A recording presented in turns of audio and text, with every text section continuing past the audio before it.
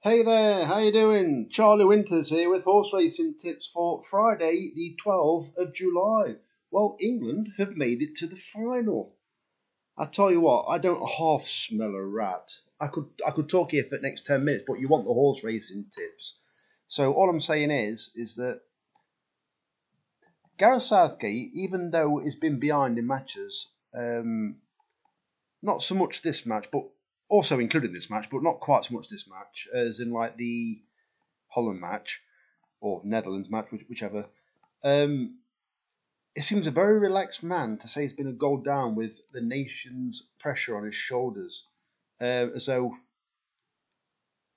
he feels as though he's going to go through. It's just that he's not one for making substitutions, and when he has done towards the end of the match, they've paid off.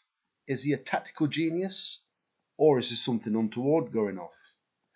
I'm heading towards the second one. In my opinion, and I've said it on several videos, I think it's scripted. I'll tell you that now, and you can think I'm as nuts as you want to. I think they're all. I've seen several comments on several football highlight reels and all that kind of thing. And one or two people thinking that it's scripted, which I'm quite interested in, because I also think they're going to lead people down a bit of a blind alley, because I think now the word's going to get round thinking, oh yeah, it's England's year, and they're going to put a bet on England. And I think, I might as well tell you this now, we're 1.5 minutes in, so I think the final, I think it's Sunday. I think it will be a draw at full time, but I think England will win the tie or lift the trophy, whatever you want to call it.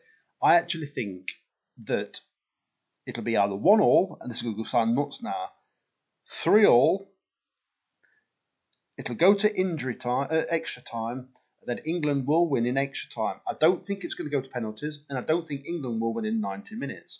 And if you want to, maybe if England do actually go down, or they're a goal down with a few minutes to go, it might be worth having a few, very, very few, a very small saver on England if they're a goal down with just a few minutes to play, because I think there's something very fishy going off. I also think there's something very fishy with Anthony Gordon. Not had I may be wrong, but he's not had a single look in yet. I know this.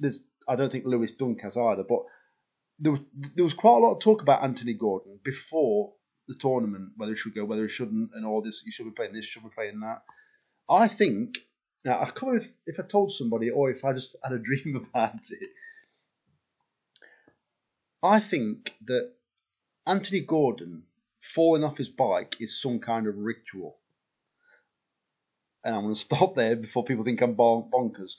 Put it in the comments if you think something dodgy's going off.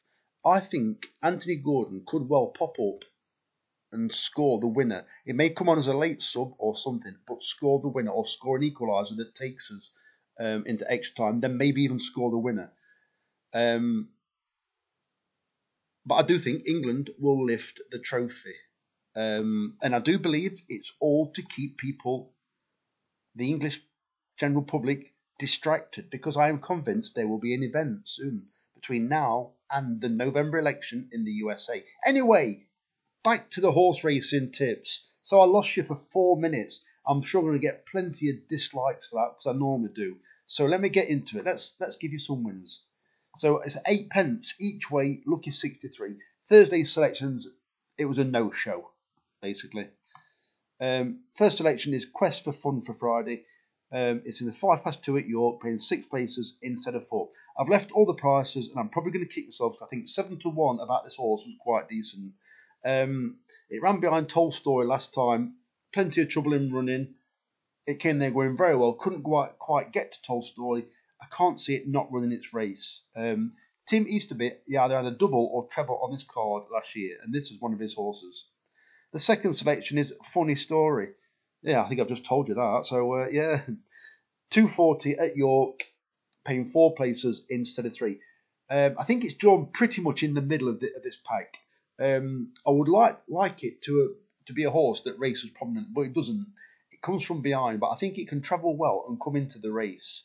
And I do think there's a few question marks over some of the horses. It's better off with, is it Rakia? For when I think Rakia beat it last time. It's just a few pounds better off. Although Rakia was making its seasonal debut then. I don't think there'll be too much in those two horses, but I do like the look of Funny Story. The third selection is Stress Free in the 350 at York, paying 5 places instead of 4. If the subscriber's still knocking around, he did highlight that when I tipped it last time, he thought it ran a good race, but he didn't quite think the ground was soft enough. Well, hopefully the ground is soft enough tomorrow, because there's plenty of rain knocking around, and hopefully it could be slower than they actually forecasting. So we'll see about that. But I think Stress Free is more one of the obvious horses that should run its race. The fourth selection is one of the bigger prices, and I think it's one of the more obvious chances, if I'm being honest. Bits and Bobs in the 420 at York, paying 4 places instead of 3. It's currently 16 to 1. I've left the price. I may kick myself. It's Mark Walford's, and I think it's handicapped to run well. It goes on the ground. The next selection is Thank You, Appreciate in the 455 at York, paying 4 places instead of 3. Well handicapped, especially based on, I think it was last season and the season before. And I do think it could run its race. It can handle the ground. And, comes into this race in okay form. And the final selection is Thursig in the 530 at York, paying 4 places instead of 3. Last year and the year before, it was rated much higher than this. But it's probably on the downgrade now because it's a 9-year-old. But it is showing a little bit of a spark. It was keen last time, held up at Musselburgh. Well, it can be quite difficult to make ground up at Musselburgh because it's a pretty quick track. If you're keen, it may be even harder to make ground up because obviously you've exerted quite a lot of energy early on. Well, it still made quite a lot of ground up, and I do believe, based on its racing post ratings and its handicap mark, that it is running relatively competitively. Thursig is trained, I believe, by Richard Farr, who does like a winner at York, but who doesn't like a winner at York? But I think his stable is going pretty well. And I do think Oisin McSweeney is a very good apprentice jockey. So those are the 6 for York races. I apologise for the bit of a rant, not a rant, but the ramble at the beginning. If you agree, disagree, let me know in the comments. I'm more than happy to hear your thoughts, whether you agree or disagree with me. So the very best of luck. Charlie Winters, over and out. Cheers, mate.